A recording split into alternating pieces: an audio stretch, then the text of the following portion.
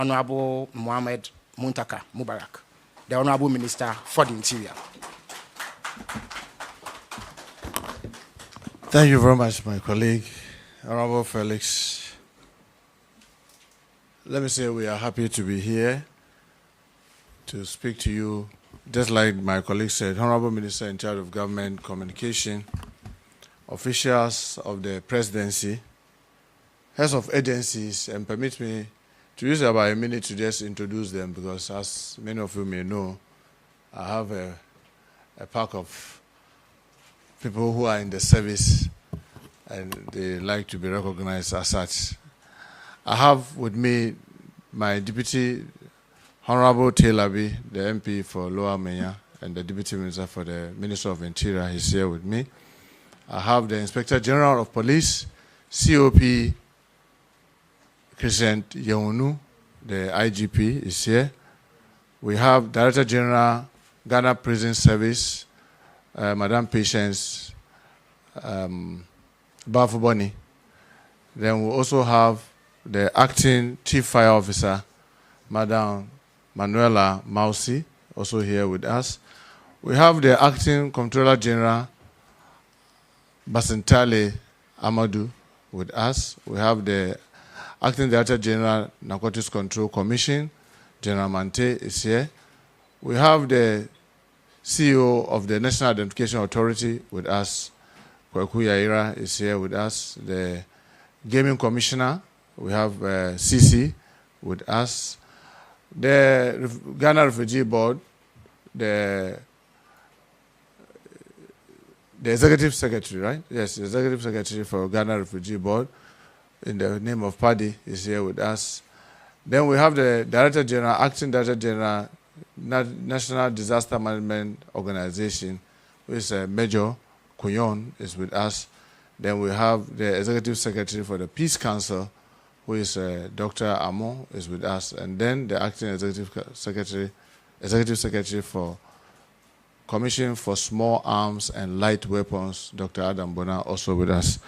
Thank you so much, friends from the media, distinguished ladies and gentlemen. Good morning to all of us once again. I'm delighted to join you this morning to share with you and the general public some of the achievements of the Ministry of Interior and its agencies in the course of the year. It is important to note that there are a number of agencies under the Ministry of Interior which have just introduced their heads, so I don't need to go around mentioning the agencies again. Ladies and gentlemen, you may be aware that I also oversee the national security. Therefore, the National Security Secretariat, the National Signal Bureau, and the National Investigative Bureau are all under my purview. Before I proceed, permit me to recognize and commend my colleague, the Minister for Government Communication, Honorable Felix Kwache Ofosu, and his team for their tireless efforts over the past days to make this event a success. It is my prayer that my statement will promote further and support what they are doing to attain the government communication in support of His Excellency the President Mahama's vision for the security sector of our country. The President's goal for the security sector is to make each and every Ghanaian feel safe. A peaceful and safe Ghana will provide a conducive macroeconomic environment and an environment that will help us to be able to sustain development towards achieving government programs aimed at bolstering the economy and improving the lives of Ghanaians, such as the 24-hour economy program. Ladies and gentlemen, let me note that at the Ministry of Interior, we have privilege to lead the effort of His Excellency John Dramani Mahama towards ensuring maintenance of law and order in the country. This opportunity is therefore for the Ministry of Interior to give an account of the progress made from January 2025 to June 2025.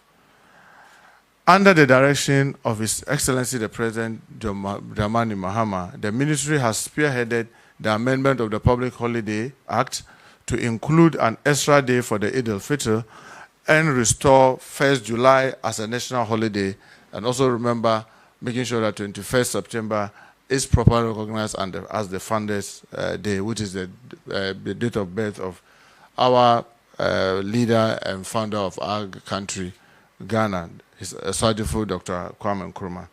This additional holiday that the President has done is to promote inclusivity and historical recognition by expanding national recognition of religious and historical observance.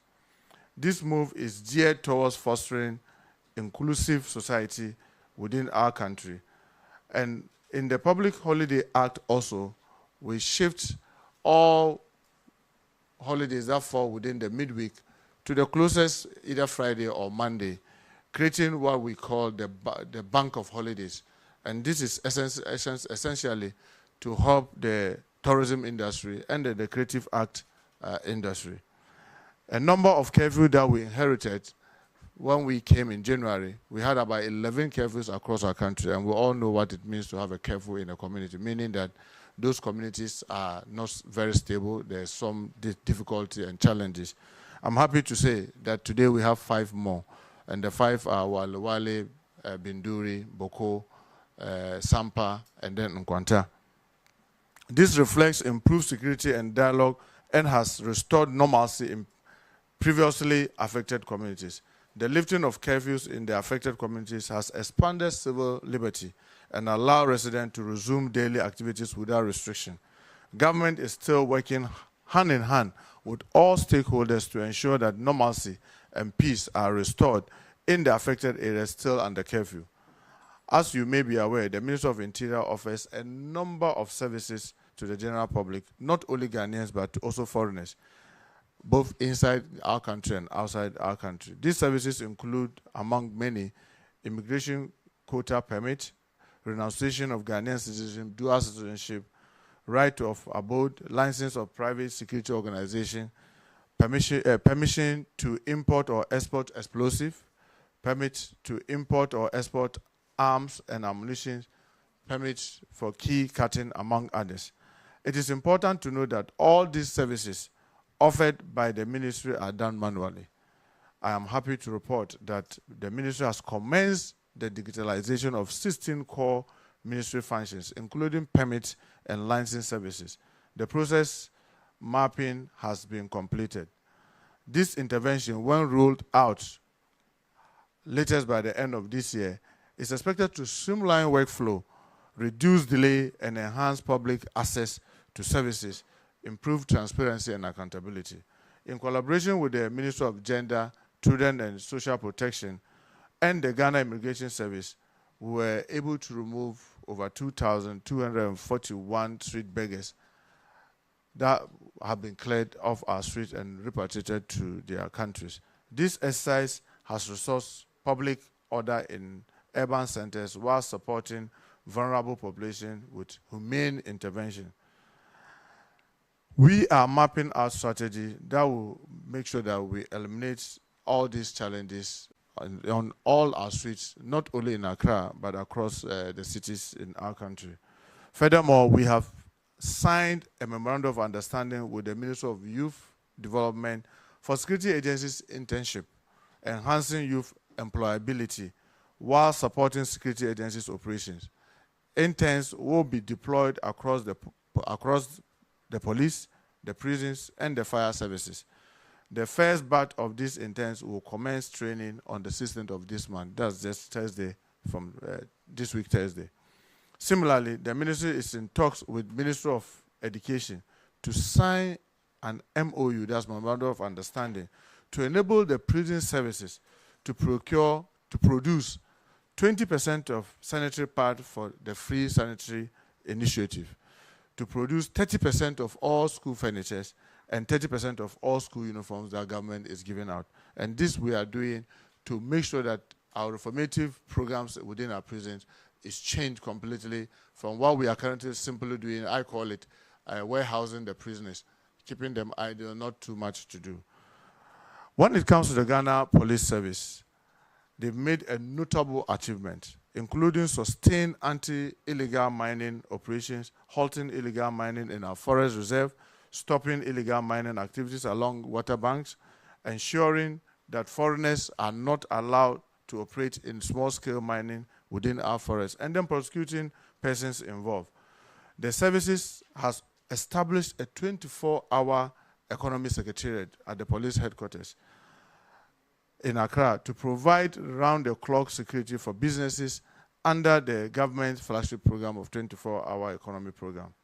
This is to ensure that the safe movement of goods and people and foster economic growth without fear of attack.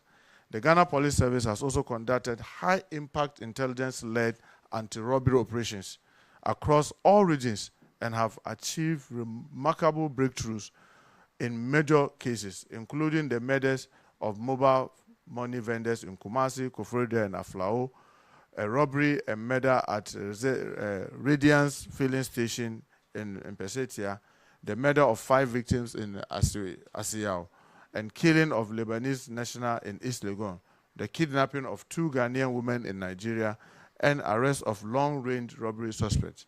The police hospital in Kumasi has been commissioned and operationalized. That of Tamale is expected to be completed and commissioned hopefully in the 3rd quarter of this year. All these are expanding healthcare services, not only to the police personnel, but to the communities around this facility. In the next 6 months, we will start work on Independent Police Complaint Commission, which will be responsible for promoting confidence in the general public, investigate serious incidents, setting standard, operate independent of the police administration, among others, just to give our citizens the hope and belief that if a police officer misbehaves, he or she will surely be brought to book. And I'm sure you've seen some of the swift actions of the IGP when a police officer slapped a journalist, and the action was very swift.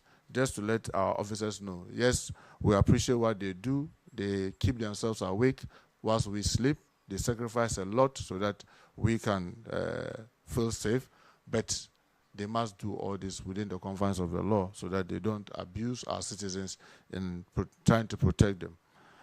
Ghana Prison Service has implemented juvenile and secondary education initiative, supporting education continuity for juveniles and inmates. The Demongo Correctional Facility has been completed, expanding correctional facilities and reducing overcrowding. I want to take this opportunity once again to thank the Pentecost Church for the great job that they are doing in supporting the Ghana Prison Service. I came to meet a situation where they were at various stages of completion, 5 camp prisons. And this Damangu one that has just been completed makes it the 5th one. And if a church could come to the aid of the Ghana Prison Service this much, I want to take this opportunity to encourage all of us, citizens, individuals, business, corporate organizations, to come to the aid of our security services, especially the prisons who have huge challenges in managing the about 14,000 inmates that we have, including foreigners that are in there. As you may be aware, the feeding allocation for inmates is pegged at 1 Ghana cedi, 80 pesos, less than 2 cedis, which is woefully inadequate. Some of the things that we are doing to improve the feeding of our inmates is to try to venture deeply into agriculture. And I can report that we have just secured some funding to do 5,000 layer poultry project, and we have also cultivated about 1,654 acres of crops. This initiative is ably supported by the Ministry of Food and Agriculture through the supply of equipment and inputs. The service has also commenced drafting a 24-hour economy proposal, aligning prison operations with national productivity goals. The service has also launched a digital literacy program under the 1 million coders and equipping inmates, officers, and dependents with digital skills. There is an ongoing collaboration with the Youth Employment Agency, just as I mentioned earlier, for prison support staff recruitment to augment human resources need of the service for non-custodial duties. The Ghana Fire Service also woefully under-resourced, but has managed an undesired fire, reducing fire outbreaks and salvaging millions of cedis worth of property. The Ghana National Fire Service responded over this period to over 3,841 fire outbreaks nationwide, salvaging properties and saving many lives, whilst significantly reducing fire-related losses.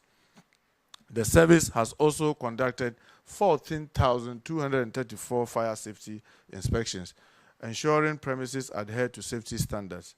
The service has also issued 12,418 fire certificates, including 2,944 renewals, whilst enforcing compliance with fire safety regulations. The service has also trained 5,214 fire volunteers to help reduce bushfire outbreaks in rural areas and supporting food security and environmental protection. The Ghana National Fire Service has also responded swiftly to 851 road traffic collision, rescuing trapped victims and saved numerous lives. In support of the 24-hour economy program, the Ghana National Fire Service instituted the following: 24-hour shift surveillance over all our major markets, and have also mapped out all filling stations nationwide that have the tendency of getting flooded during rainfalls. These measures are to enhance security, prevent fire, minimize the effect of flooding and fire incidents. Health and Safety Fund to meet the health needs of personnel with initial funds of about 200,000 was established during this period between January and this June. So I take this opportunity to appeal to all wishers to support this fund as a boost to the gallant firefighters. The service has also put in place National Safety Award Day every 11th July of the year to award individuals and corporate organizations that meet the high standard of safety protocols. This year, 60 individuals and corporate organizations were awarded. Service has also secured an insurance package for the personnel of the service who will suffer critical injuries and death in line of duties. And this, let me commend the State Insurance Corporation company, SIC, that have collaborated with us, with Ghana Fire Service, to do this. And the package they gave us was simple with 40 cedis insurance cover for a year. They are able to cover our personnel from fire service that when they get injured on the line of duty, they get 50,000 Ghana cedis. If the injury is permanent, they get 100,000. If the unfortunate death, the family also get 100,000. It may be modest, but it's a very good beginning as compared to what we inherited, where when a fire officer goes to work and then inhale bad smoke and fall sick or fall from a height, the person will have to treat himself or herself, then submit the bill to the Minister for Interior to process to the Minister of Finance for payment. That sometimes can be very, very frustrating. And I'm very grateful to SIC for what they've been able to do with us. And I hope that they will extend the same to the other services like the police, the prisons, immigration, the others who are constantly risking their life to save, to make sure that all of us feel safe. Ghana Immigration Service, ladies and gentlemen, in line with the 24-hour economy policy, has developed a 24-hour economy policy paper at the Ghana Immigration Service headquarters. As of June 2025, the service has also prosecuted 13 suspects in Accra for human trafficking, illegal entry, and document forgery, whilst deterring breaches and enhancing national security. The service has analyzed 263 document fraud cases, identifying 111 as fraudulent, preventing identity theft and related crime. The Ghana Immigration Service rescued 21 human trafficking victims, intercepted 291 irregular immigrants, and arrested 223 individuals for immigration breaches. Additionally, they have intercepted smuggled goods, including 406 bags of cocoa beans, 1,115 jerry cans, 11 bags of fertilizers, 50 gallons of fuel, with one vehicle impounded. The service has also increased interagency collaboration, which has facilitated coordination among agencies for prevention of crime and public safety. The service has removed a total of 1,617 foreigners for various breaches under the Section 20 and 21 of Immigration Act 573. The Narcotics Control Commission has intensified efforts to combat drug trafficking and promote public health. In that regard, the Commission has undertaken the following as of June 2025. Secured 15 district offices across 7 regions, decentralizing operation and improving local enforcement. Seized 1,192 kilograms of cocaine over the period, 90 kilograms of cannabis,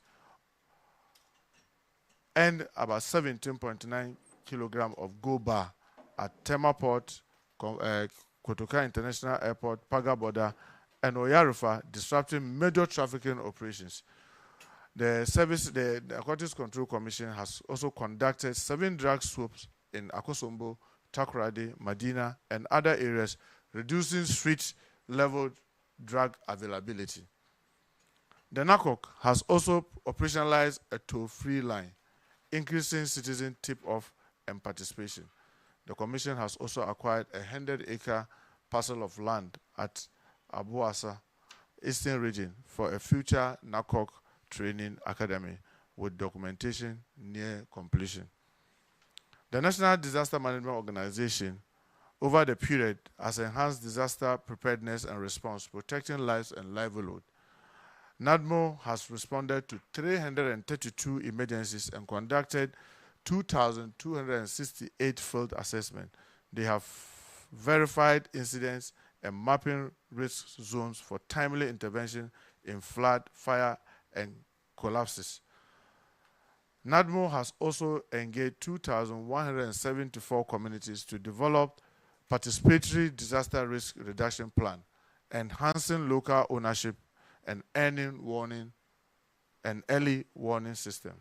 Additionally, NADMO has desilted 248 drainage channels across various communities, improving water flow in urban areas and reducing flooding during the rainy season. They have also provided relief to over 11,524 disaster victims, distributing food, shelter, and sanitation supplies to meet humanitarian needs promptly.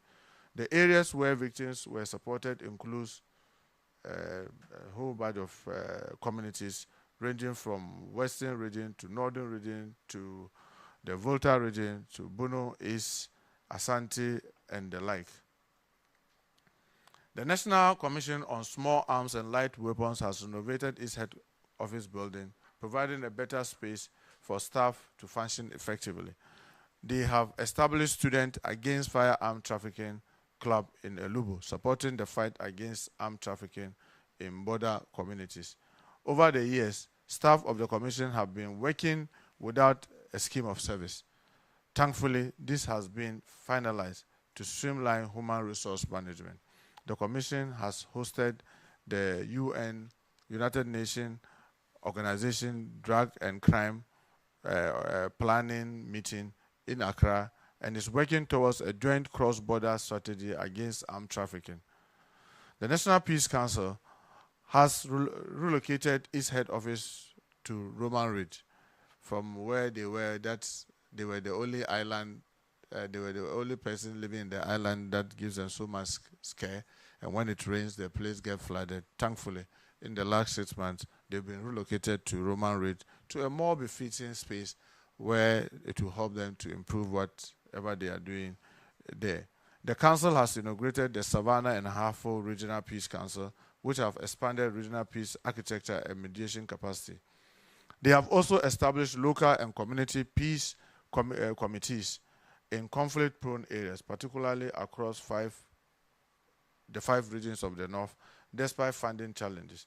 Additionally, the Council has also worked tirelessly to resolve 429 conflict cases, including 168 chieftaincy disputes, 105 land-related conflict, and 57 ethnic disputes. The Ghana Refugee Board has registered 1,522 new refugees and asylum seekers, primarily from our neighboring country, Burkina Faso, and maintains an accurate database to strengthen security and humanitarian planning whilst maintaining an updated and accurate database. The Ghana Refugee Board has successfully integrated 500 Ivorian refugees and given them indefinite resident permits in collaboration with the United Nations Commission for Human Rights and the Ghana Immigration Service, whilst promoting durable solution and legal inclusion. The board has launched the Upper West registration campaign, processing an estimated 7,000 Burkinabes who have moved to Ghana for protection and documentation. The Gaming Commission of Ghana has conducted compliance monitoring investigations whilst enforcing operational standard and regulatory compliance. The Commission has expanded their regional presence by securing 4 regional offices in Ho, Aguna Swedro, Sehuwi and Asante Bekwai, deepening regulatory oversight and bringing service closer to gaming operators and stakeholders. The Commission also conducted 67 routine monitoring exercises, reviewed CCTV footage, and verified 8 inventories. In that regard, 2 illegal casinos have been clamped down in Osu and Tema. They have been imposed with administrative penalties to ensure compliance and protect players. Furthermore, the Commission has engaged the Ghana Revenue Authority, and operators to roll out the Gaming Administrative Monitoring System (GAMS), laying the foundation for real-time revenue monitoring as well as improving transparency and regulatory oversight. Additionally, the Commission has initiated plan for a rehabilitation center in the Asante region to support the program of gamers.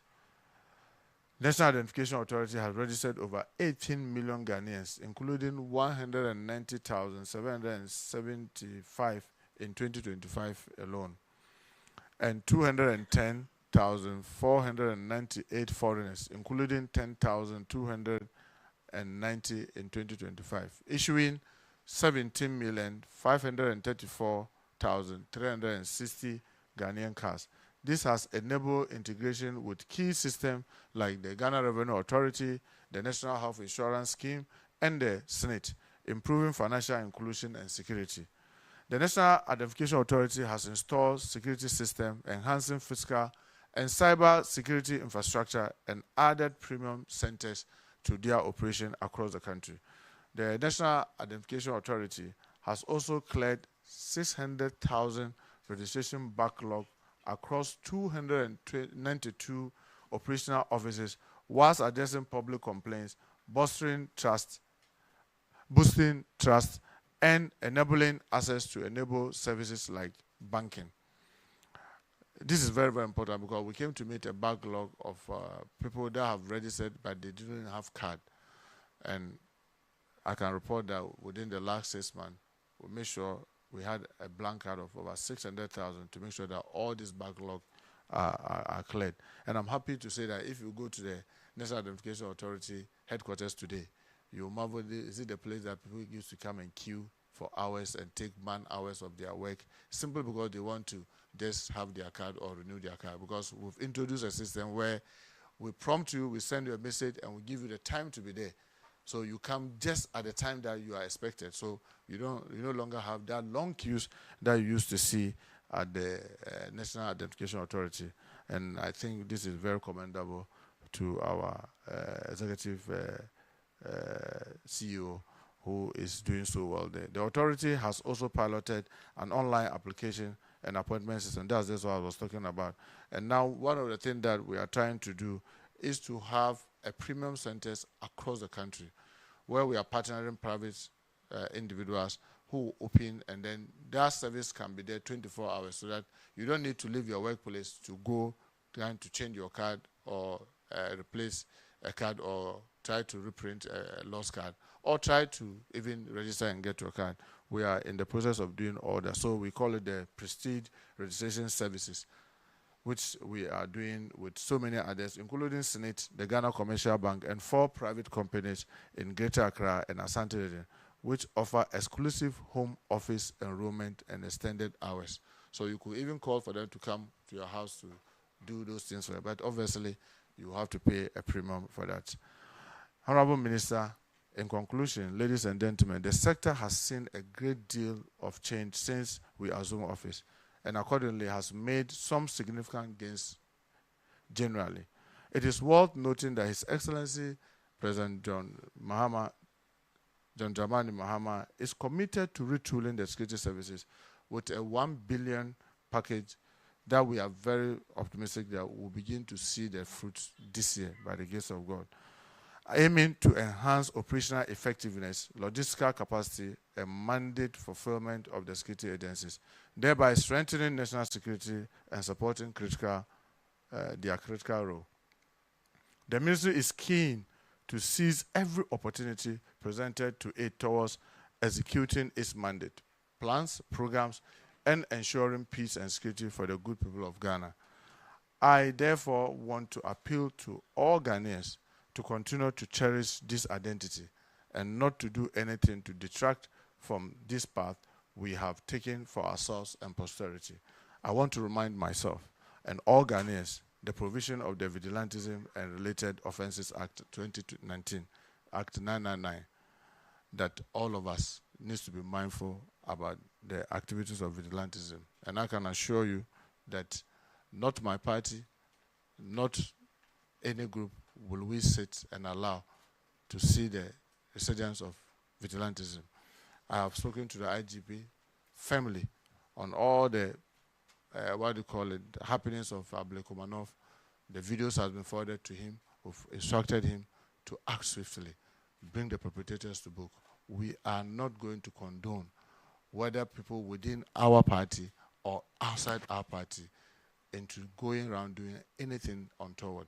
We can assure the public that we will ensure, under the leadership of His Excellency John Dramani Mahama, no such group will be allowed to form. Ladies and gentlemen, peace and security are paramount in the development of any nation. It is therefore our collective responsibility as Ghanaians to actively contribute our quota in ensuring that we live peacefully with each other, regardless of gender, religion, ethnic origin, or economic or social status. On this note, Honorable Minister, I wish to thank you for this opportunity to assure the people of this country that, as a ministry, we shall remain committed to this cause. Once again, I wish to extend my sincere appreciation to you for hosting us and providing us a platform for the ministry to share its programs and achievements with the people of our country. We thank you so much. May God continue to bless our country and continue to bless our government. Thank you very much.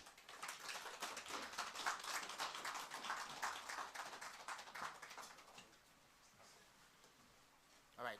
Thank you very much, Honorable Minister, for that comprehensive brief. I believe you've touched on all the important matters that fall under your purview. One thing that I took particular note of was the reforms that you are introducing in the country's prisons regarding their ability to participate in some of the interventions that His Excellency President Mahama has introduced. Of importance to me is the 20% allocation that you are seeking for them in the manufacturing of sanitary pads, even as government rolls out the free sanitary pad initiative. You also mentioned that up to 30% of school desks and school uniforms will be produced in the prisons. This would significantly enhance the various interventions that are ongoing, and also ensure that our inmates, even as they go through reformation, contribute their quota towards national development. And it will also bring down the cost of producing these items, which will then impact on government's budget overall. Thank you very much for that briefing. Now, the stage is set for questions to be taken from members of the media present. In the interest of time, I would ask that if you have any question, you line up to my left. And when the opportunity is given you, you quickly introduce yourself and go straight to the question. Because of time constraints, you will be limited to only one question, except you are going to announce an earthquake. So please identify yourself, ask your question, and then allow your colleague to take his or her turn. Yes. Thank you very much. Thank you very much, Minister. Minister, you made mention about the fact that the government will not count on us. Sorry, my name is Abdul Hanan Adam. I work with the EIB network. Minister, you made mention about the fact that the government will not countenance any act of electoral violence as enshrined under the Vigilantism Act. But I wish to ask that the police officer who assaulted my colleague at the Ablekuma North by-election has been interdicted.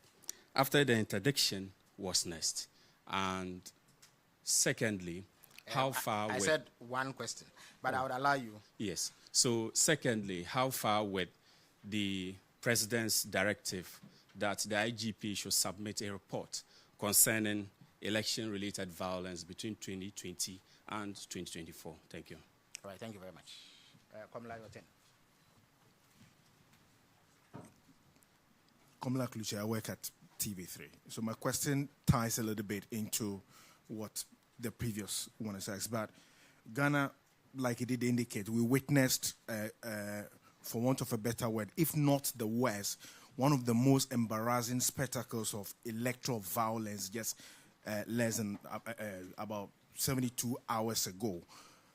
Somewhere in January, the president was very clear in his marching orders to the IGP, then Dr. Dampari, and now Mr. Christian Tete Yohonu, on what exactly he expects of them regarding a report from 2020 to 2024 on the violence that has been recorded.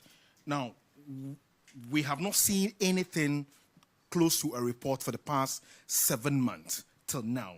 That's most unacceptable.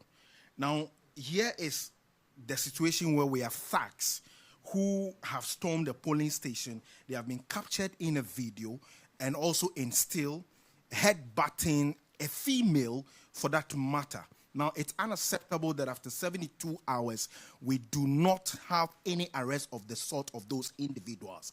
That can also not form part of a resetting agenda. We need to depart from it.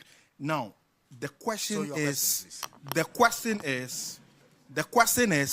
many of the critics of this administration have clearly indicated that there's absolutely no difference between you and the then administration. When do we get to see some form of arrest, irrespective of what he's indicated that they will not countenance? And again, what's the state of the small arms bill? Okay, but keep the questions short and concise, so we may leave it. Please step forward and ask your question. My question is his last question. Okay, that's fine. Okay, thank you very much. Thank you for the opportunity. Please go ahead. Yeah. I am Makosi Aochi. I work with City FM Channel 1 TV.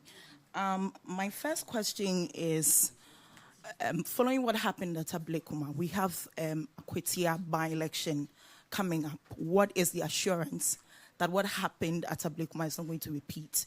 And secondly, one of the directives given by President John Mahama, in fact, in his early days, was after the Kantamanto fire incident. He asked that the Ghana Police Service increases patrol in our market spaces. I want to find out what has been the update with that. Has there been any patrol? Has there been any surveillance at our market squares to ensure what happened is not repeated? All right, thank you very much. Yeah, Max. So we'll take 5 questions in this segment and then come back when the minister has answered them. Okay, good morning. My name is Maxwell Agbagba. I work with Joy FM and Enjoy News. We've seen reports making the round on social media suggesting the resurgence of the Boko conflict.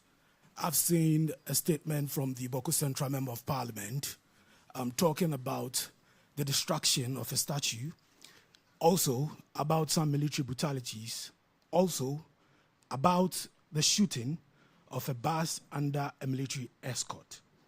Over the weekend, and I think sometime yesterday, I also saw a statement from the Defense Minister urging residents to exercise restraint. I've not seen any statement from the Ghana Police Service giving us details on what is happening. I want to find out from the Minister, do we have a resurgence of the Boko conflict? Do we have reported loss of lives? What is the latest update? Thank you. All right, thank you very much. The Minister would answer these questions, after which another round of questions will be taken. Yeah. Thank you very much, Honorable Minister. Thank you very much for your questions. Yes, I must say that, like you rightly mentioned, that the police officer that did the assault, you saw swift action. What is next? Obviously, the police administration has rules.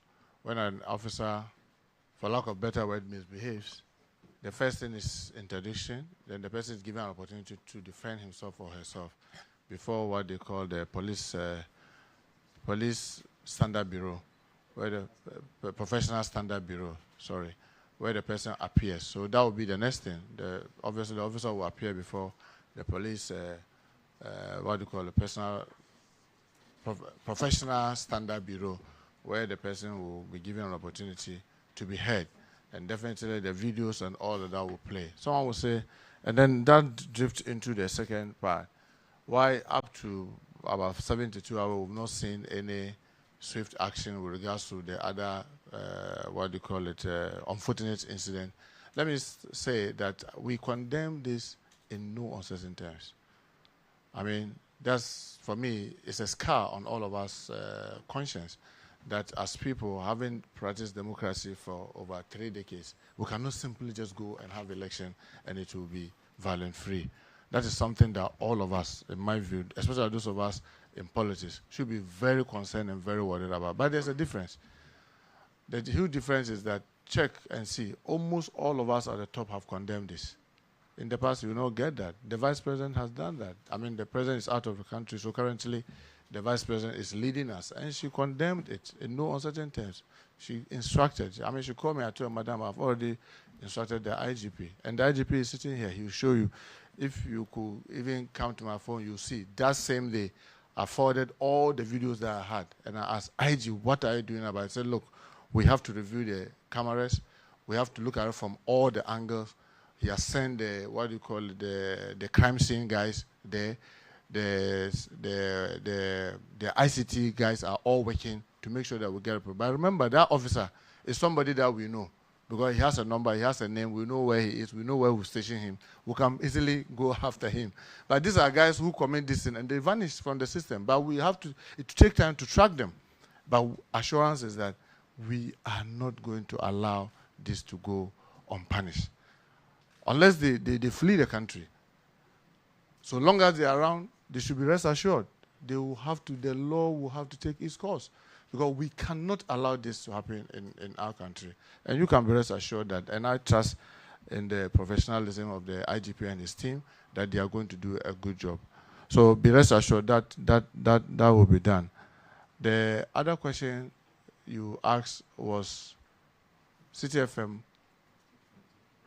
Akwetia by-election. Yes. I know the challenge, people will say, coming events cast its shadow. If we can go to only 19 polling stations, this will happen. What will happen when we go to some of the rural places? Well, the interesting thing is that I'm sure this is also a wake-up call for our security agencies to know that if maybe probably what happened could, maybe you could say that it was not an organized thing, it was a spontaneous thing.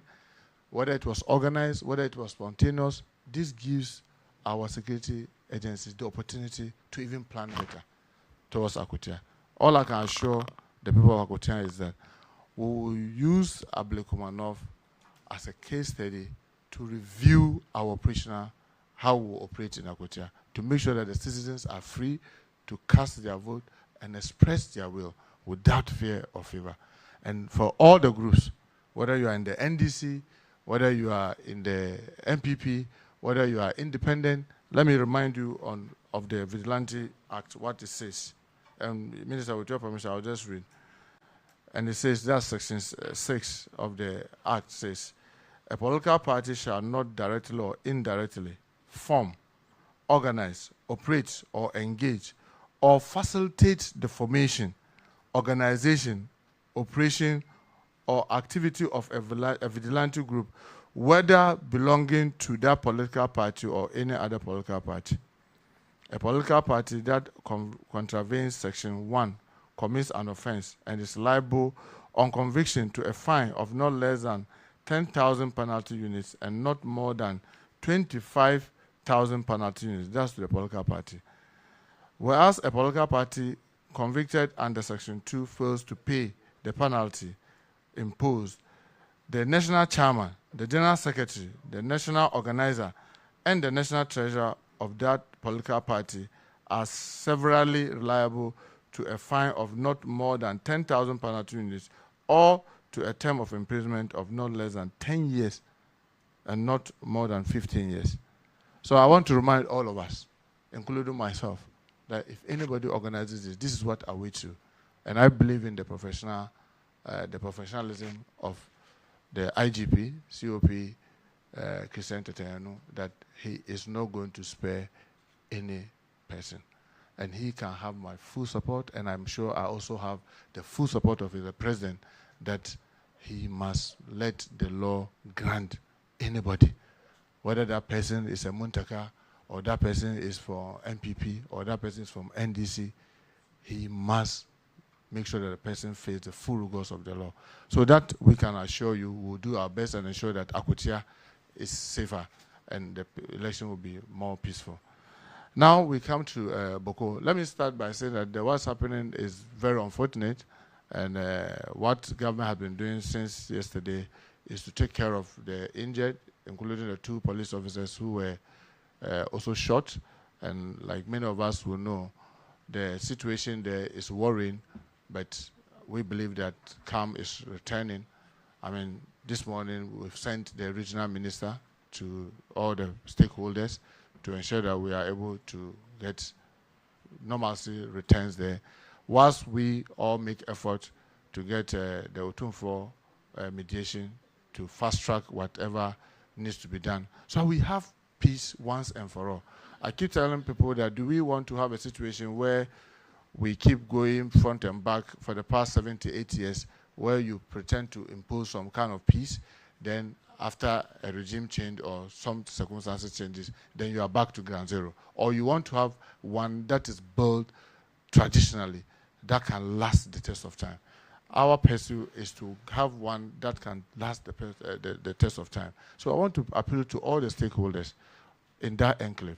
Please help us to be able to achieve that.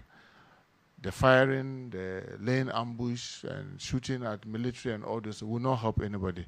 And we want to appeal to our security agencies. Yes, we know that sometimes, especially when you are ambushed, you don't know who is firing at you, but they are professional. And our hope is that they will continue to handle the situations there professionally.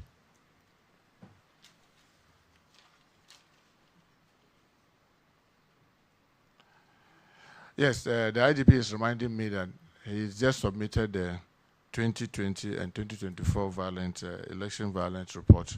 So I'm sure we'll peruse it and quickly maybe make it known to the general public.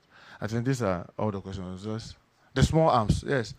Well, the small arms bill is under review. You know, it takes one of the challenge we have. Well, you can't call it a challenge. That's the kind of democracy that we have everywhere around the world. You may even lay a bill in Parliament. Once that Parliament elapses, you have to start the process all over again. Community engagement, to cabinets, and all that. So we are back to ground zero, and we have been working. And I'm sure after here you can interview the Executive Secretary. He will tell you we are working assiduously on that to be able to get it back to Parliament.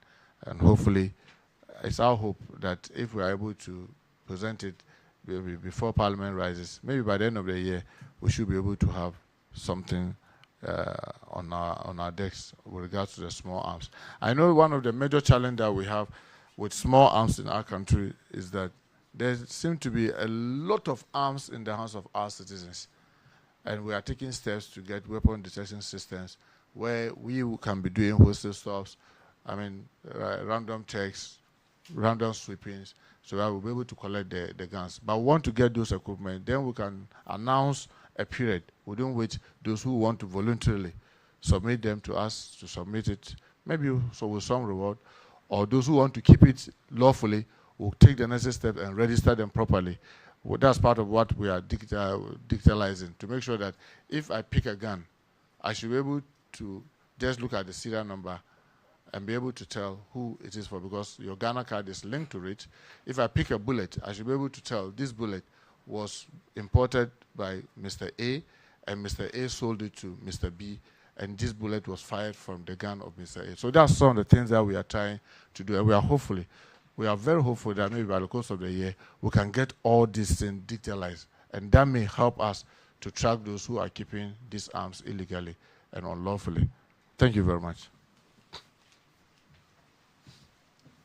So we'll take the second and final round of questions. This time, only 3 can be accommodated within the time frame that we have. So please step up to the microphone and ask your question here. My name is Sethi, GBC. Mr. Minister, I want to find out from you, in the last 6 months, how many galamseyers have been arrested? And out of the number, how many are foreigners? And how many are facing prosecution and those that have been deported? Thank you. Well, let me intervene and say that answers to those are best directed at the Minister for Lands and Natural Resources, who will be here next week to give a briefing and an update on the fight against galamsey. So if you have any other question related to the presentation today or the work of the Minister for the Interior, I'd be more than happy to have it. Okay, please come. Good morning. My name is Julius Yaopetechi, and I report for the Ghanaian Times here from the Office of the President. So in March this year, an arrest was made of one Daniel Owusu Cranton in relation to the murder of investigative journalist Ahmed Hussein Swali. Since then, much has not been heard about it. This arrest comes almost 6 years after his gruesome murder. What's the state of that investigation? Thank you. Thank you. Your attitude.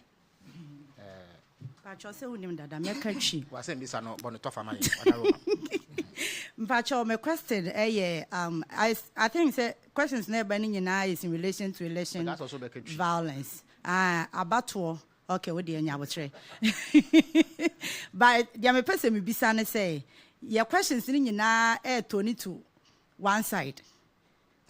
Why not or self-fata so kita weapon? Because I will call election grounds. Not Bonnie BNC and I'll kita pepper spray. Who are home may a citizen men nama home cancer me kita pepper spray na me do gun crofweni. Near Tosubium, ye who video be between Honorable Afenyo Marken and police in be. Obono or bonasum. And no maintain one shape, Pacho, IGP, any Minia by COP, Lydia or Hedia. And a Lydia, so many abaso resetting no. Wamaye Philippa because updating Yana say, my young who say, Gumane Coso. Nay, dear, now ye be dear, intimate Pacho, Mena Mammy crap a spray. Yo, Obeyano. Yeah, Ashford. So you will be the All right, thank you very much. My name is Patrick Ashford with Radio Gold. And Honorable, I just want to find out what's the outcome of the work of the committee that looked into the matters of recruitment into the security service some time ago. And considering one of the main complaints that led to the probe, that numbers that were recruited into the last year of the New Patriotic Party will be seeing some recruitment at the service soon, because we're very much aware that very soon the service will be recruiting people. But then we saw the number of recruitment that were done that the administration actually asked for investigation into. So just want to find out the outcome of that particular committee. Thank you very much for the investigation. Thank you. So, Honorable Minister, you may now answer these questions. Thank you very much, Honorable Minister. Yes, the IGP is just sending me the notes on the Daniel Owusu Cranton. I mean, we presented him to the courts and the case. I mean, this is what I already know then. Yes, he was presented to the courts, and as you know, after some number of sittings, he was granted bail, but the matter is still in our court and it's been prosecuted. So you can be rest assured we are following keenly and ensuring that all the things that needs to be done is done and done properly. There was this question about the recruitment. I'll just start from the bottom. Yes, like we did, we inaugurated a committee. The committee did a fantastic job. They presented their report. We analyzed the report. I took the report to Cabinet, and Cabinet okayed it. So we went ahead. You've seen us passing them out. One of the things that happened was that the police, for example, were giving clearance for 4,000. By the time we did all the cleanup, looking at who is qualified in there, who is not qualified in there, we were able to get out about 1,320 who were not supposed to be there, and they were there, so they were out. And then the immigration to about 730 was left out. So in all, out of the fire 2 had about, I think 500 and something that were taken. Narcotics, about 50 something. I didn't have all the big, but in all, what we did a cleanup. We tried to get their qualification benchmark and see those who were there. You see someone like some people were there, they were in their 40s and they were put in there. They were not qualified to be there. They couldn't even do some of the drills. So we had to take them out. Some people were even diabetic and they were picked. And we had to tell them, look, with your situation, you can't be in the security services. Others didn't have the certificate that they claimed they had. We had to withdraw them. I mean, I remember an MP came to me and said, oh, my brother was there. They are almost on a few weeks to finish. Why is he out? I said, well, I don't have all the data in my head. But what is the name? He gave me the name. He was there. Then I called. Can you check the reason for, because I made sure that every person that was removed, the reason for removal is attached so that you can justify it. So they called, said, this guy, he didn't even record one subject. So I asked him, can you ask your brother whether this is true? They are saying that not even one subject was recorded. And he said, but it's true, but I said, there's no any but. Once you didn't record any, and the qualification then was to do this, you have to be out. So we took all those things out, and that's how we passed the other side. Even though now I've charged our security services to say that, look, the police, the immigration, the narcotics, the prisons, the fire, and the right, it's not only about those who have maths and English. Because I know people who have gone to vocational training, and they are dressmakers, and they need them because they sew their uniform. So why not recruit them as such? People are drivers. You need drivers because one of the reasons why I realize that most of their vehicles keep breaking down, they don't even recruit drivers. They recruit officers and they say, who can drive? Then they try to polish his driving. No, recruit drivers. So you know that you are recruiting a painter. When your buildings are down, they will paint it. You have gardeners. I see the military. You go and you see it's a military officer who is loaning the monk. But when you go to the other services, they want to hire others to come and do that. Why not recruit your own? But they know that they've been recruited as cooks. They've been recruited as dressmakers. They've been recruited as artisans. So we are looking at all that to review that so that future recruitment may not have suffered most of this challenge. But not till that, yes, he was, before the police, I was getting the information, they took his statement, caution statement, and they forwarded the docket to the Attorney General Office for advice. So that is a matter that is being pursued. Pepper spray, I would not want to preempt this. I can assure you that when this incident happened, very nasty, very unfortunate, very embarrassing to all of us, the political class, because, you can't hold the election in 19 polling stations without this. But I called the Honorable Hawa Kumsin to empathize with her. I said, look, what happened? She told her side, I said, well, I've instructed the IGP to investigate it thoroughly. My plea with you is that when they invite you, please go make all your facts so that it will help them to be able to ascertain what truly happened. And then all the perpetrators, those who instigated the thing, those who contributed to any part, the police will determine what crime they've committed, and they'll be able to deal with it. So I will not want to be speaking specifically about what somebody is holding, because in the video you see everybody holding one thing or the other. Somebody jumping, somebody doing that. Let's leave that to the police to do their work. Well, illegal mining, like he said, the Minister for Lands will be here to be able to tell you that. But what I tell you in the briefing that I gave you, I said that we're able to remove about 1,617. This includes people who were on our street begging, those who were doing QNet in cyber fraud, illegal mining. All those ones are part of the figures that we gave, about 1,617. But I'm sure when the Minister for Lands and Natural Resources comes, he may be able to provide some fine details about how many people were arrested, how many people have been prosecuted. Even though I know the prosecution is done by us, that's by the police. But because it's more related to lands, I didn't prepare that. But I'm sure the Minister for Lands may be able to answer that adequately. Minister, I'm sure I've answered all your questions. Thank you very much. Thank you very much, Honorable Minister for the Interior. You have indeed done a good job giving an account of your stewardship in the last 6 months. This is only the beginning of this series. And I thank all of you for playing various roles to ensure its success.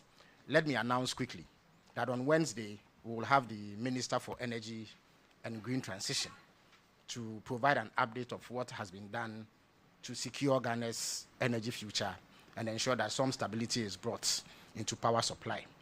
Then on Friday, the Minister for Health, Honorable Muntaka Mohammed-Mubarak, will take his turn to provide insight into what he has been doing as Health Minister in the last 6 months in fulfillment of President Mohammed's mandate. But until then, I thank all of you for coming. See you on Wednesday.